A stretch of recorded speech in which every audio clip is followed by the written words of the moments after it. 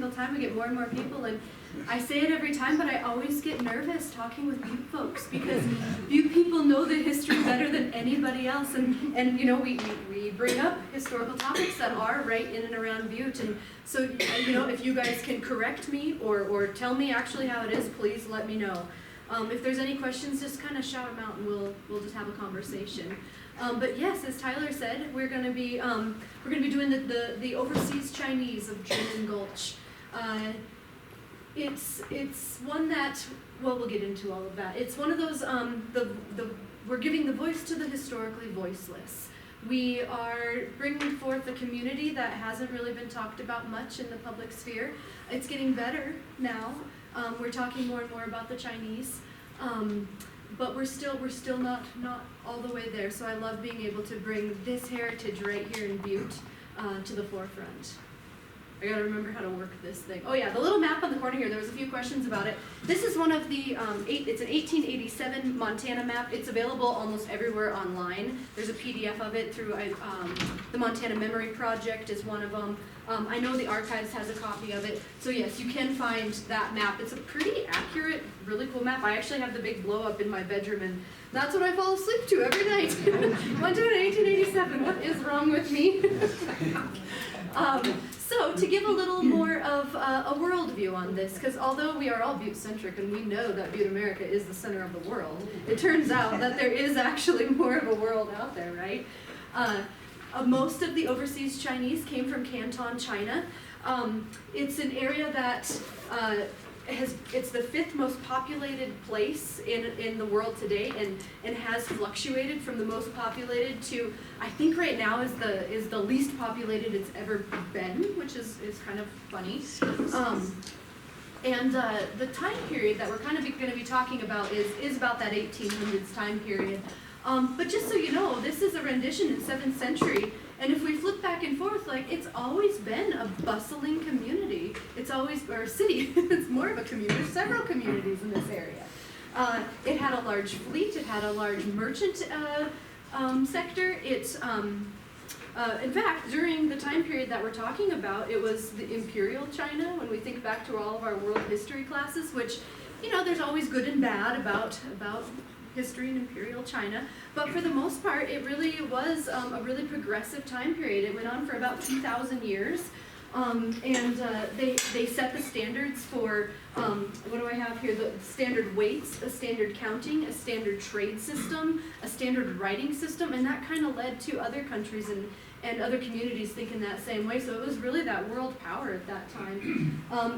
Overall, it was a pretty stable civilization for much of the 2,000 years, but it did start to, in about the 1800s, there was a little bit of upheaval, and folks did start to migrate out. And most of them wanted to come to this new world that everybody's talking about, and it was getting around the world that they were finding lots of gold here in the American West. As we know, in about the 1840s is when the American West really started to get popular for those gold expeditions.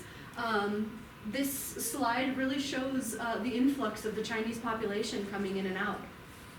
In 1849, we have 325 Chinese coming to San Francisco. And just 2 years later, we have 20,000 Chinese coming into that.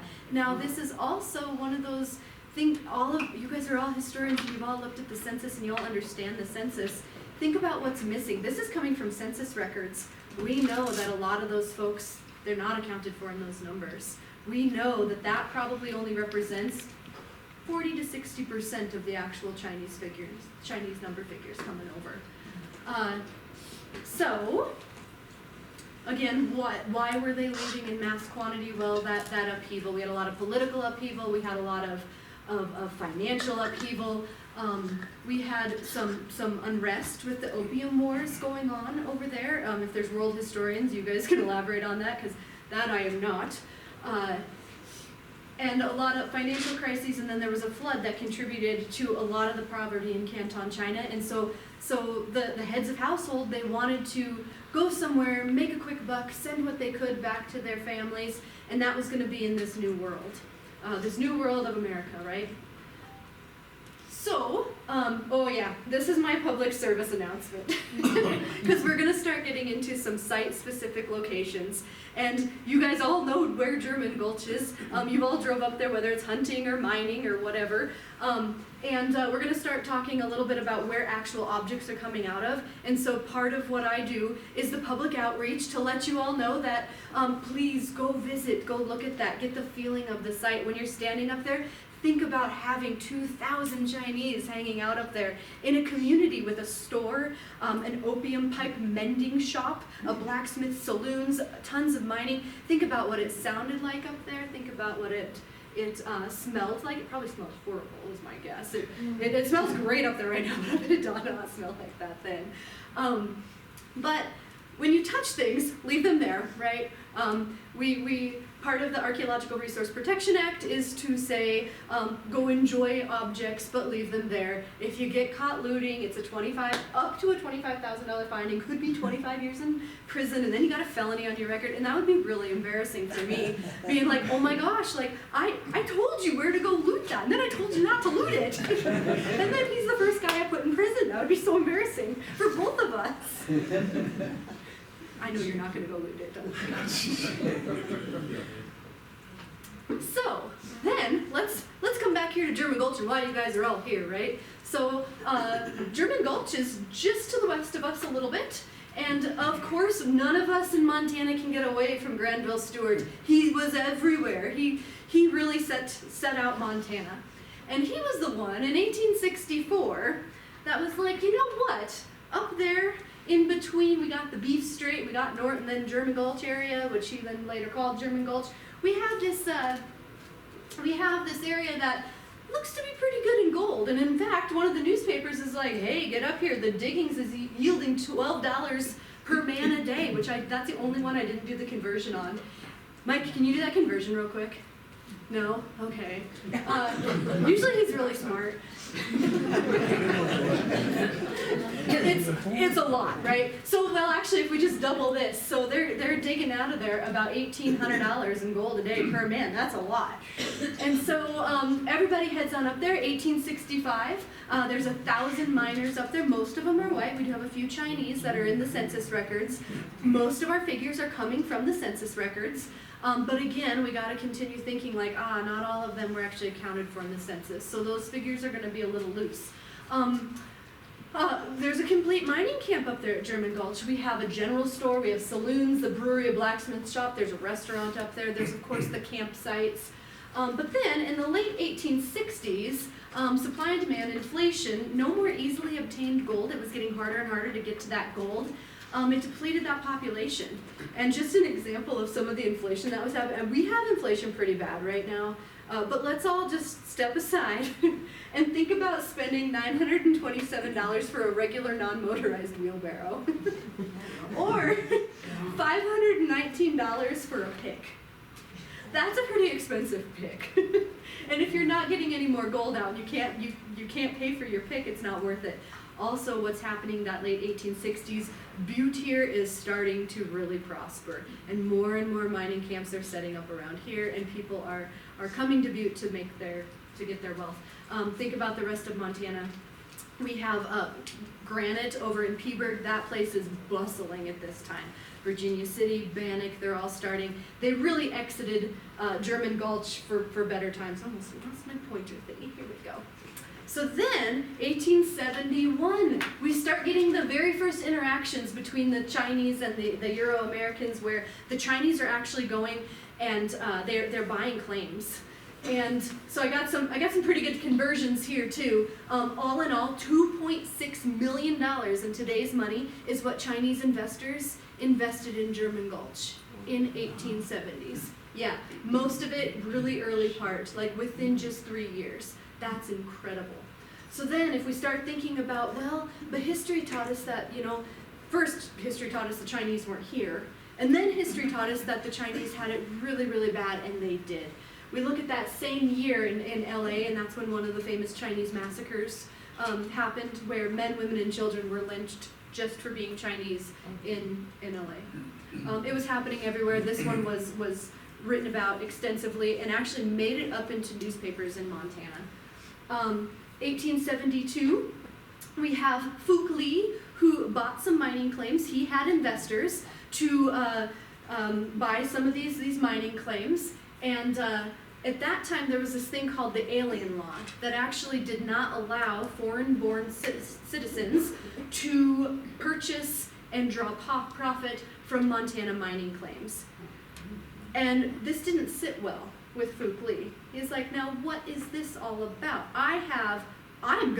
He was probably very smart. He was probably, like, I have $2.6 million worth of money sitting back here.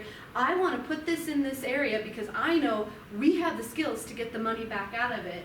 And they're not going to let me do this simply because I'm Chinese. This was a Deer Lodge attorney that actually charged him with this. He came to Butte. He found another attorney, and that attorney was like, you know what, Phuc Lee? You are right. You are absolutely right. This actually goes against two different acts, the Organic Act of 1864 and the Hard Rock Mining Act of 1872, which we still follow today. And Phuc Lee was like, yeah, that's exactly right. And the higher court actually found out that, yes, they did indeed violate both of those laws, and the alien law didn't even matter, so it was thrown out. And the Chinese at that point, in 1875, there was 5 different Chinese companies owned up there, and the population just kept growing and growing and growing. As you can see in 1870, that one is the official census. We only had 5 Chinese on there. And in 1872, there's 225. That's actually coming from other figures and numbers. That comes from mining records and newspapers. And the best of our guess right now, there's about 225 Chinese living up there. And it just, in the very end figures, there's about 2,000 to 2,500 Chinese living up there. It's incredible. And the Helena Independent in 1876 writes, the Chinese have almost taken full possession of German Gulch. What a negative connotation, right? That's horrible. They've taken possession of it. But really what they're doing is they are getting the gold that was left there by other folks. So then let's fast forward to the mid-1980s up to the 2000s. The mid-1980s, and a lot of you guys remember when this was going on, when Pegasus Gold decided to buy those claims over there, and they wanted to create, well, they did. They have that large pit back then there. There's an open pit mine back there. It's like the baby Berkeley almost, really. I mean, if that thing goes, it's going to be just as devastating. So their plan was where they wanted to go, they needed to widen the road. The historic mining roads were not wide enough for the wide load equipment that needed to go up there to do this work. So back in the 80s, and still as it is today, ever since 1966, anytime there is a undertaking that disturbs the ground or a historic building, an archaeologist has to get involved. We have to, so that non-renewable resources are then documented and we can learn about it before everything is destroyed.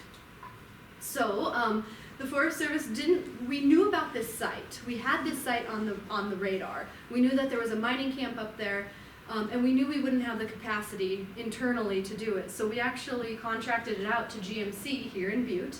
Some of those folks that worked on this are still around today, which is great. Is anybody in the room from that? Sometimes we get that. Very cool. Okay. So in 1989, they completed the field work on it. What they had to do was a complete mitigation of the site, because regardless, that road was going to get put in. It didn't matter that we had, well, let me back up. We didn't know at that time that we had one of the most important Chinese sites in Montana at German Gulch. And so, but we knew that there was something going on. We knew that we were finding itty-bitty bits of pieces of ceramic that weren't from here. We knew they were from China. So we knew something had to go on. The mine was going to go in no matter what. They were ready to pay for the complete mitigation of it, as many miners are. They knew that they would get far more gold out of it and far more value than what the Archie site was, in their humble opinion. And so they paid for the complete mitigation, meaning there was complete excavations of everywhere where that road was going to be widened. And that was where everything was pulled out of the ground and then cataloged and studied. And then that's why you guys are going to get to hold pieces of history in your hands today. In 1991, the field report was complete. All of the excavations were complete, the complete mitigation of the site, everything was there. There was a nice little write-up on it, but nothing really explained the situation. They put all the artifacts just in boxes, and then there was a little display out at Rocker somewhere for a little while. Yeah, at the gas station, yeah. And there was just little displays here and there, but it was kind of incoherent. Nobody really knew still what was going on. So then in 2000, Guerin, who actually worked for GMC at that time, he put this all together, and he made a really good thesis. And at the end of this, I have those 3 citations where you guys can go read these. And he talks a lot about the census. That guy, he did such a deep dive into the census. It was wonderful. Still, he didn't talk a lot about the objects and, like, you know, the actual archaeology part of it. And then in 2011, Chris Merritt, who is now the Utah State SHPO, the Historic Preservation Officer of SHPO, or of Utah, he was getting his PhD at the University of Montana, and he was doing the Chinese all across Montana. So he had dug this site up a little bit and thought, you know what, I want to touch on this a little bit more. We need to start comparing this site to the other Chinese sites in Montana. And then Bill Norman, he was a master's student at that time. He was like, I actually want to take on all of German Gulch. This is just too big for me to actually just let go. We need to have a little bit more concentration on this. And this is actually when I started in the program. So I was just this little peon when these guys were doing this really cool big work, and they were doing this presentation. And I can't wait to tell them that I am now following up and helping them with their presentation and continuing their work. I don't know if they remember me. They probably won't, but they should just be really excited. Whoa, we went the wrong way. We are going to go back in time, but in only a minute. Okay, so the archaeology of this, it was caused by the National Historic Preservation Act, Section 106. That road widening project triggered this. In this map here, you can see exactly where that road was going to be widened. And all of the other under map there, that's all the sites that were destroyed. That's all the buildings that were destroyed and demolished. There was no buildings left. It was all archaeology even at that time. A couple foundations. Mostly it was archaeology, what we think of archaeology, digging in the dirt archaeology. These numbers are crazy. So we're not going to talk too much about the locales or the actual locations. That's like some archaeology jargon that I don't even really like.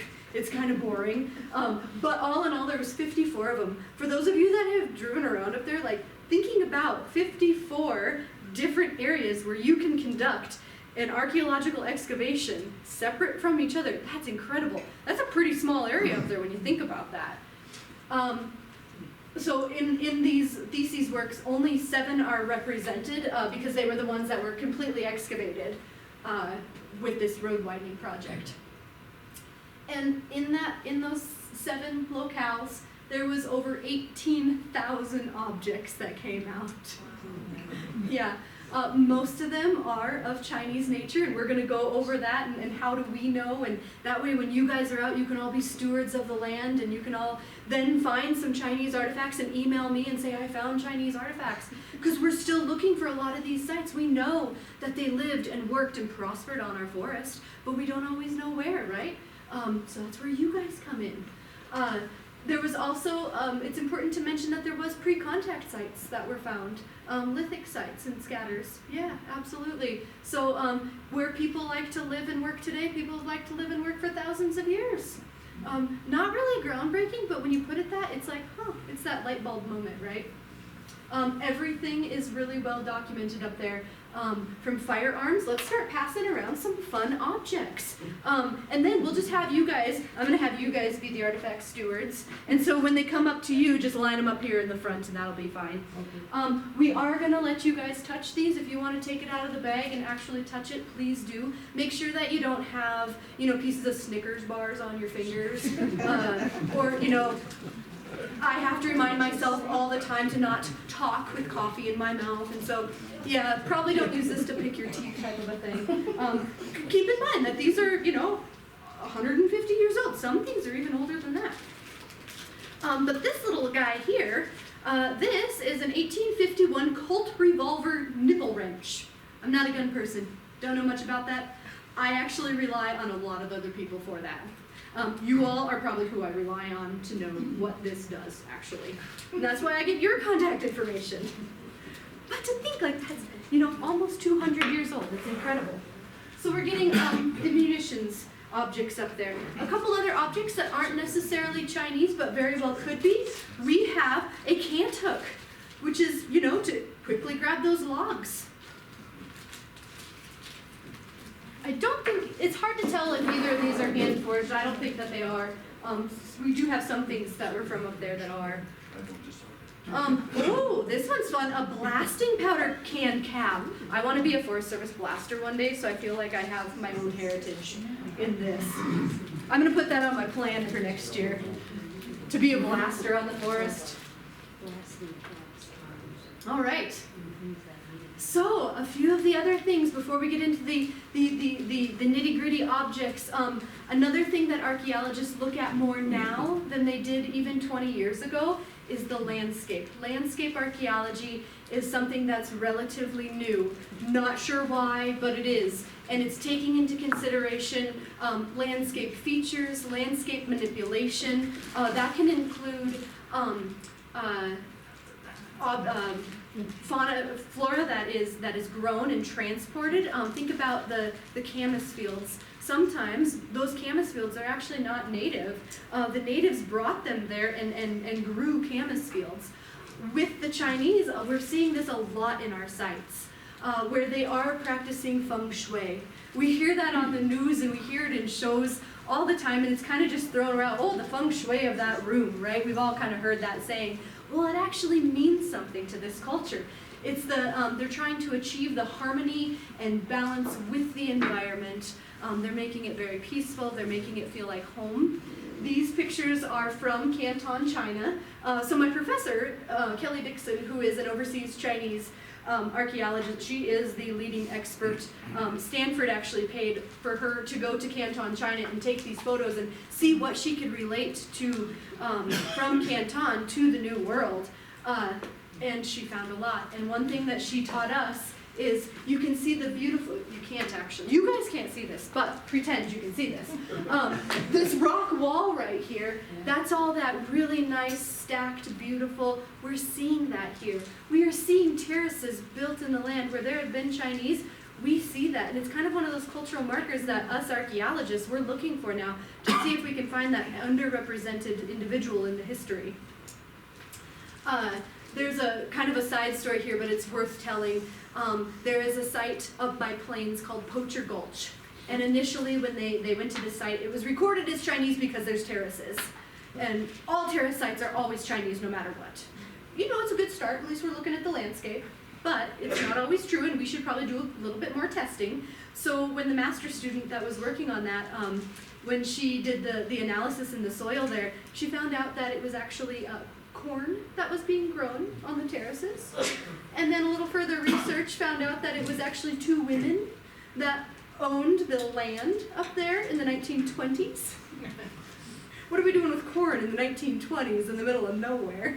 These were two women moonshiners up there. Yeah.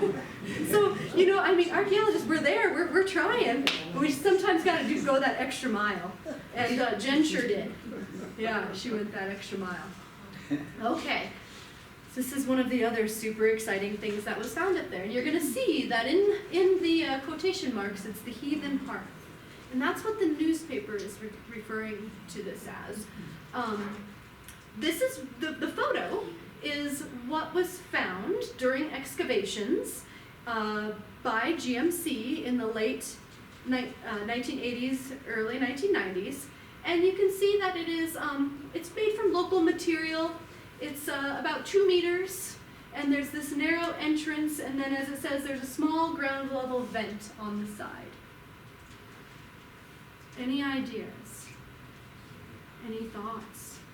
Yeah. So we do know, again, like archaeologists, we're taught that we should look for these stone features out on the landscape, and oftentimes they are related to Chinese. So these photos are actually from the Lake Tahoe area where the Chinese were putting in the railroad there. There was miners also, but these are right along the railroad.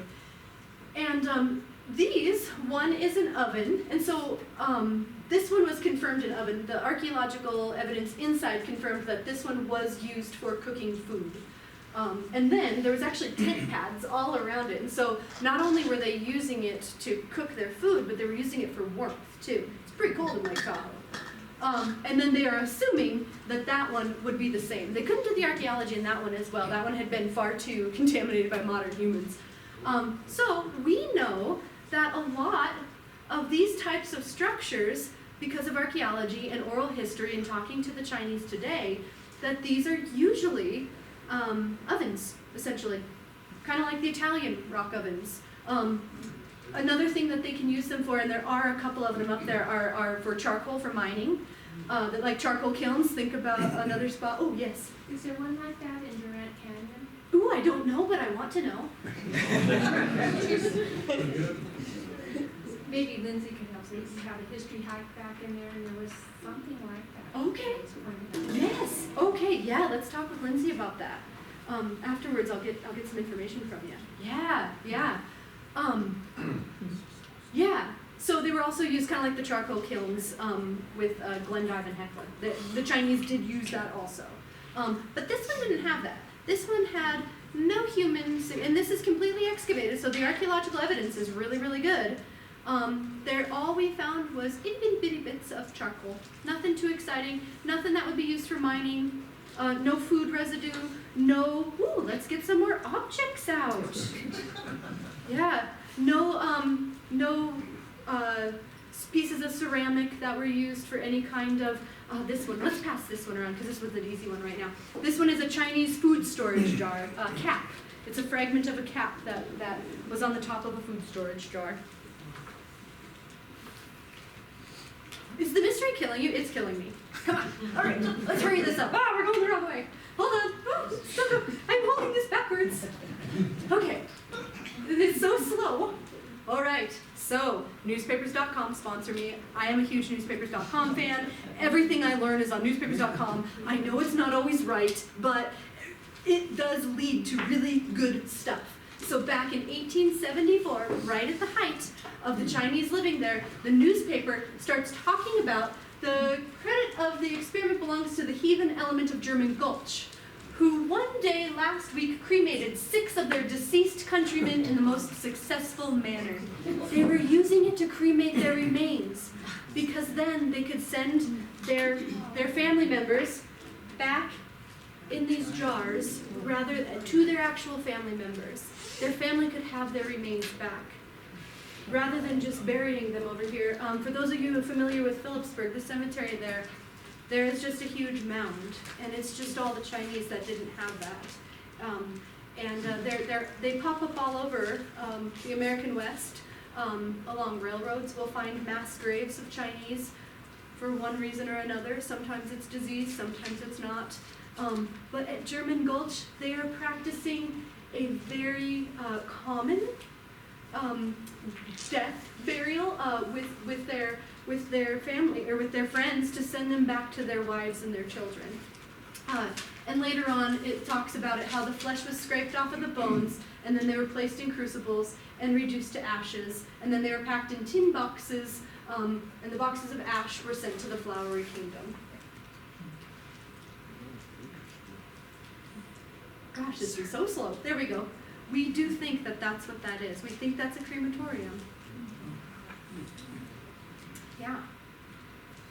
So, now we come to the real fun objects.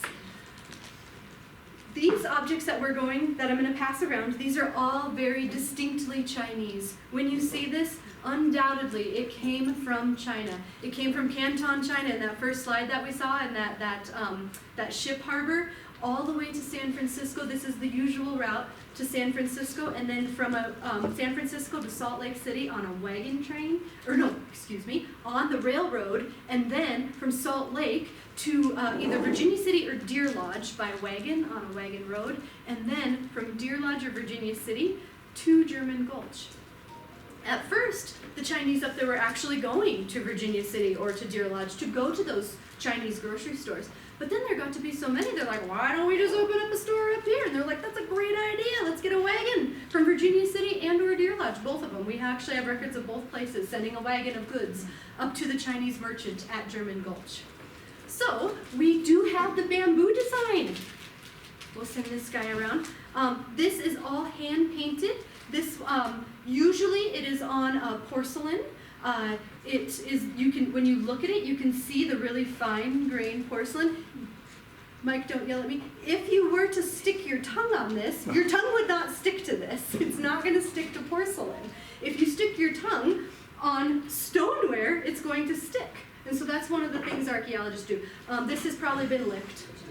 Like, not by me today, but it's probably been licked. So this is that bamboo design. We have a few examples of that we'll pass around. You can see the different colors of glaze that they used.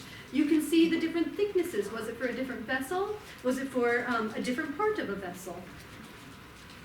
And to think about these objects, this is really exciting because in 2008, it was listed on the National Intangible Cultural Material List. So that right there, everywhere across the world is like, you know what, this is something we prize, we need to protect and save, and be excited about. It was produced during the Qing Dynasty, 1644 to 1912. This is actually one of the ones that very few people actually knew how to, all porcelain, very few people knew how to actually create porcelain during this time period. It was punishable by law if you got caught telling people how to make porcelain. And this bamboo design, this is one of those very early ones where they're like, yep, we're royals, we like this bamboo design, only you 5 people can know how to make it, and if you tell anybody, we're gonna murder you. And it actually, like, there is evidence that happened, but then it got out, and then I think too many, and they couldn't just murder everybody, so they quit doing that. The double happiness design. That's this little guy, this little teapot here. This is one that, it was said to be, this particular design, again, this is porcelain. It is said that it was created for the marriage of the emperor's chancellor during the Song dynasty. Isn't that beautiful? That's so beautiful to think that this design was created for a marriage, but then it ends up all the way over here in German Gulch. Somebody thought that this was, beautiful enough to bring with them. And then to think about the population up there, there's a stereotype, right, that only women love beautiful frilly things, which we know is not true. But you think about, there was maybe 2 Chinese women up there at this time period. There wasn't many. And so did those 2 Chinese women have all these pretty things? I don't think so. I think that the men did too. And it was maybe not so much as the beautiful that they were looking at, but yes, functional purpose, but also that comfort of home, right? Like, they know what this meant there. Would you like me to pour some coffee in that for you? I think he sat in the front row before. I'm not sure why he sits in the front row when I come here. So that I can hear. So I can heckle you. So is this broken? Yes. A lot of this stuff was broken, and then back in the 2011 and 2012 efforts with the University of Montana, when they finally looked at this collection as a whole, you'll see a lot of them are mended. And that is little archaeology peons like I was at the time, sitting down in a lab with no windows and no ventilation, and painstakingly gluing these things back together. Yeah. We won't pass this one around, and we'll get to the Brownware here in a second, but it's really good right now. I remember the gal that put this one together, and I think she spent like 3 months on it. Yeah, and it actually has 2 more pieces in the bag that have fallen off that I'll have to glue back on. And so most of our archaeological remains come to us, in broken pieces, just like that. We don't know oftentimes what a lot of stuff is. So this is what we normally find. Some of these might be part of that, but they're just too far gone. 3D puzzle. Yeah, it's a lot of patience. Yeah. I mean, even just think about like dropping a plate on the floor and putting the pieces together that belong to that plate, All right. Oh, the 4 seasons. We haven't talked about the 4 seasons yet. Okay. So we have 2 pieces of the 4 seasons. This, 1769 to 1821 is the height of the 4 seasons. Again, it's hand painted on porcelain, and then the glaze goes over the top of it. This one was one of the first to be sold in merchant stores. So it's not uncommon that we have a lot of the Four Seasons print up there. This one is the soup spoon. This is the same style spoon that we use today whenever we go to a Chinese restaurant. Yeah, and that one has also been mended together. And a little soy sauce bowl. This one only had 2 little pieces that needed to be mended back together. I heard that.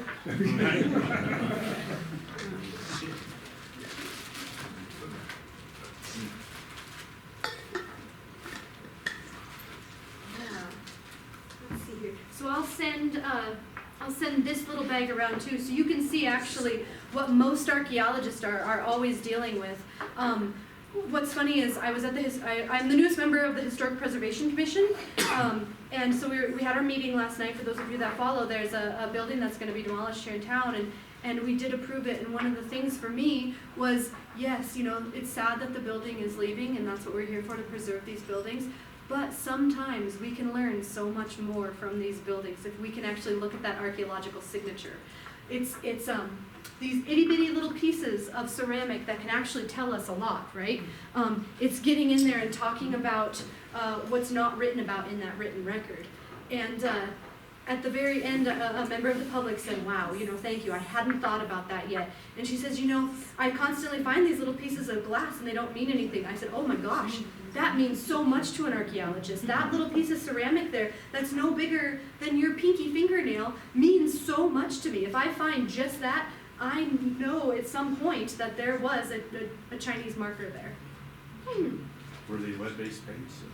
Oh, probably. And I'm licking them, I know.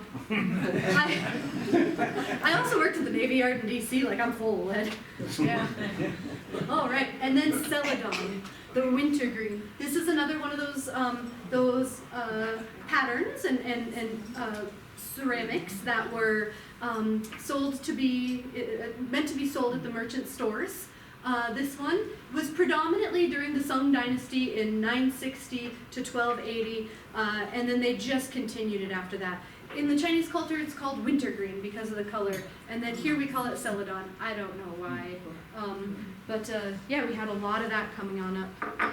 All these pictures came from the German Gulch site? Most of them All did. these are all- Some of them did not. All of these did though. Yep. Yeah. That's just some fragments from, because I want you guys to be excited about fragments too. Ceramic sherds are very exciting, guys. I know. We don't have to go into this one. This one I just wanted to reuse. Again, it's talking about, well, that porcelain is earthenware and why our tongue isn't going to stick to porcelain, because it's a really fine grain.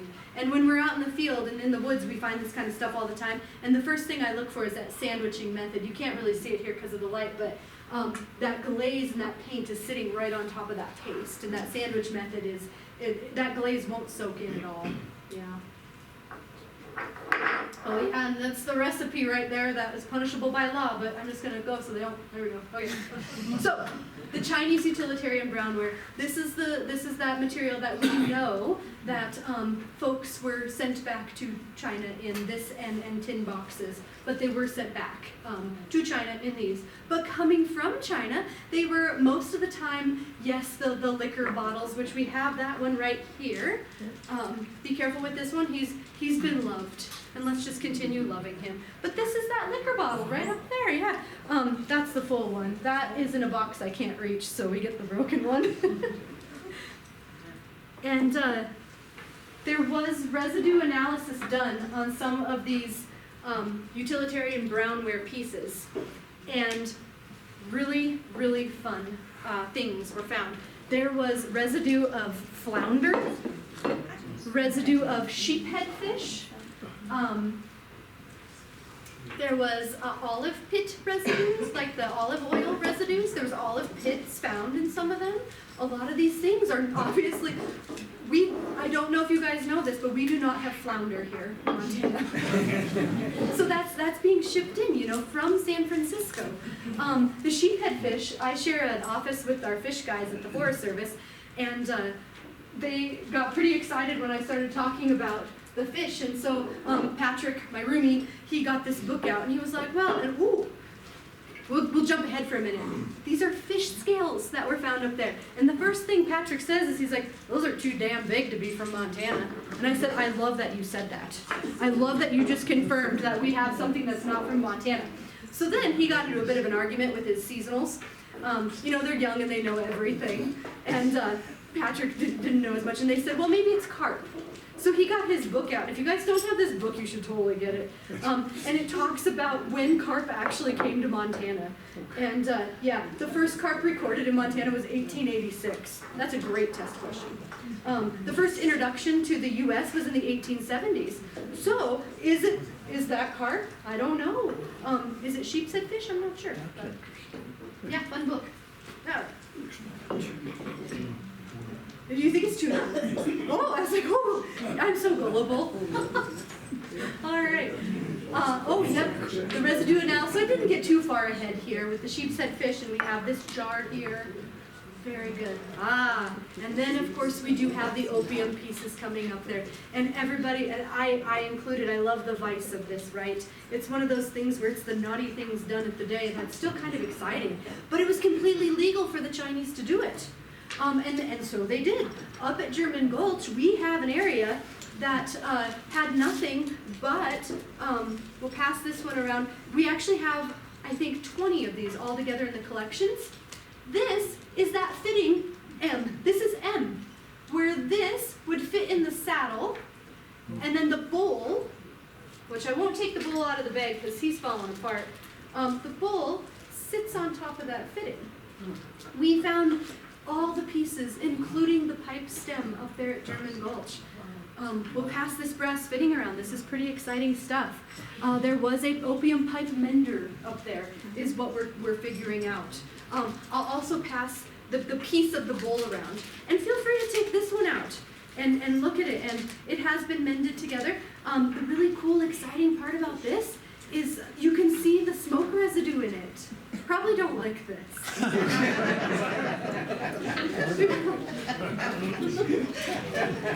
And now I'll be going for a drug test tomorrow.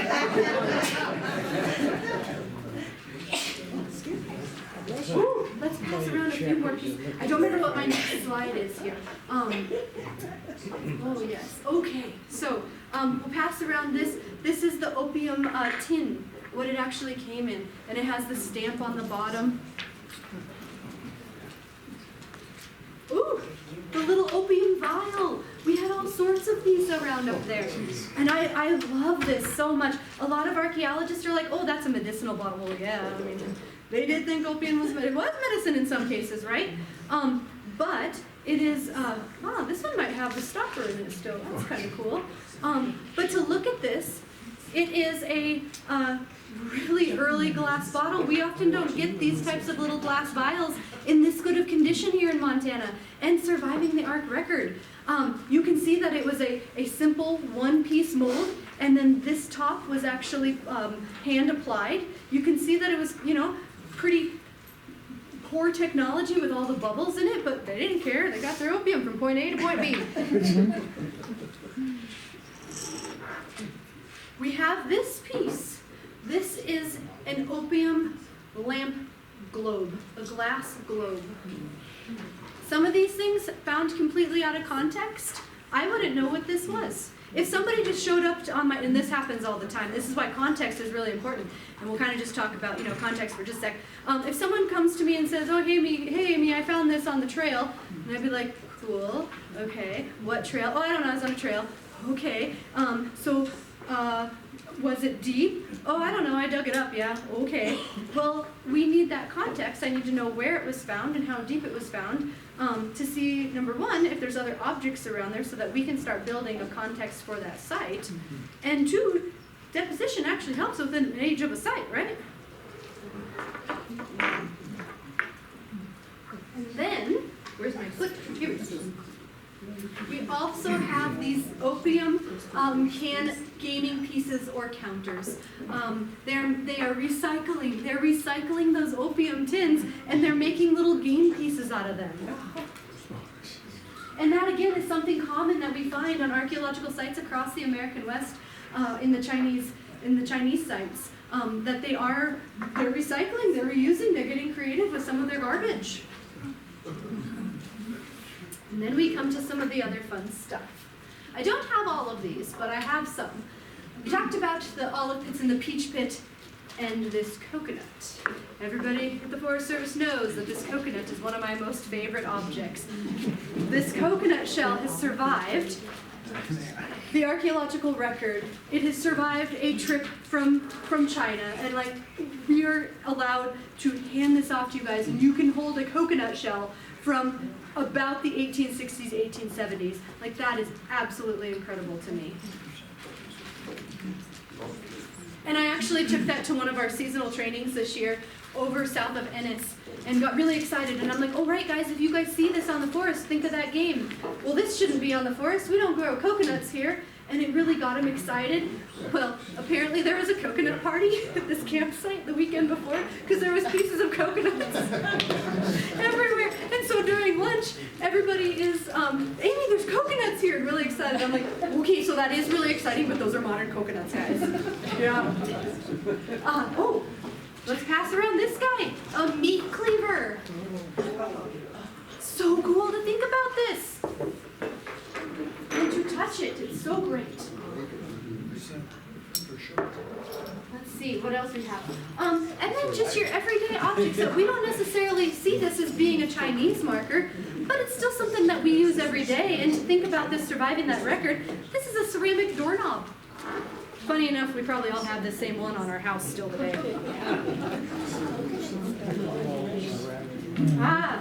This little piece here. This is just a piece of felt. By the way it's rolled on the one side, we know that it is the remains of a felt hat. And we do know that the Chinese had felt hats for sale up there. Yeah, but just looking at it, you'd be like, what is this garbage? And that's why you gotta talk to your local archaeologist. Sometimes we know stuff. Let's see what my next slide is real quick. Okay, yes. Let's talk about this little pheasant here in the corner, and then we'll pass it around. And when I pass it around, take it out. It's pewter, it's very heavy. The only reason that we suspect that this is a Chinese object is because there's been one found at Marysville, also up by Helena. The same one. Now, whether it's something that they put in their pocket as that little good luck token, or just that little charm, we don't know. We do know these coins, and we'll pass this guy around too, the Chinese do believe that the perforated coin has superstitious values to it. They think that it is a very good protective measure. This particular coin is from the Qin dynasty and used from 1736 to 1795. It's incredible to think about that. And somebody brought this over with them in their pocket, probably as that little piece of culture from home, that little comfort, potentially a good luck charm. So you know, why? So what? That's something an archaeologist always talks about, is the so what moment. Well, all of these objects, when put together, we really are. We see a consumerism culture. We see a capitalistic culture. We also see their culture. And that's pretty important. The comforts of home coming through. And I'm only going to tell this story if we have time. I think we have time. Because you always have to tell a murder story. And so the murder of Hing Lee. He was a business owner up there. And his body was discovered, I love that this, by Harry Evans, who had come to deliver a load of chickens. That's very important. Very important to know Harry came to deliver chickens. And it is believed he had $5,000 in gold, and the gold was taken along with 30 cases of opium, a watch, and some jewelry. So when they found Hing Lee's body, he was found in the back of his shop, and he had a red cross carved into his forehead, maybe with that cleaver, I don't know. But for this it'll be fun to think about, right? And it was said in the Chinese culture that if the murderer carves a cross on the forehead of the person he has murdered, he will never be found. He will be free and clear. Nobody will ever find him. The murderer will be scotch-free. And away we go. Also, what was found was a shoe of Hing Lee, the deceased individual, nailed to his front door. Another superstitious element of the Chinese culture is if you nail the shoe of the deceased individual to the door, the murderer will be found. Yeah. So, what we know is that Hing Lee's business partner, Sam Fook, and one of his employees or partners, we're not quite sure where this guy fits in, both of them were actually wanted and accused of the murder. Sam Fook was later cleared. His alibi checked out. He's scot-free. The other guy actually skipped bail. So they think he was guilty. And then when you think about those two superstitions, where we have, one we're going to find the murderer, one we're not going to find the murderer, and then we have this individual that, well, we think he's the murderer, we know he's the murderer, but now we can't find him. Kind of those superstitions worked out, right? So, moral of that story.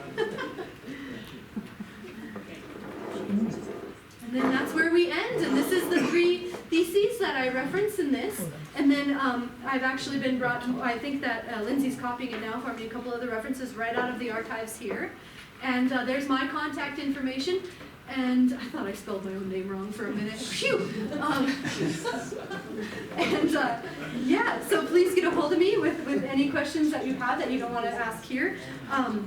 Come look at these other objects. I would pass this walk around, but it's a bit large. But yeah, this is the remains of a wok. Just finding this anywhere else, I would probably classify it as miscellaneous metal. But because I know it's found at a Chinese site, yes. Where did you find that? At German Gulch. Oh, not at the park? Nope. So it wasn't a walk in the park? Oh. Who invited him?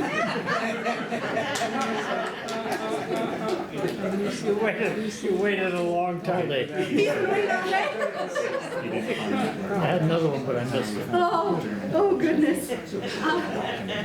Did the mine destroy all these sites up there now? Not all of them, no. Are you looking to go loot them? Is that what you're asking? No, I was there before the mine. Yeah, no,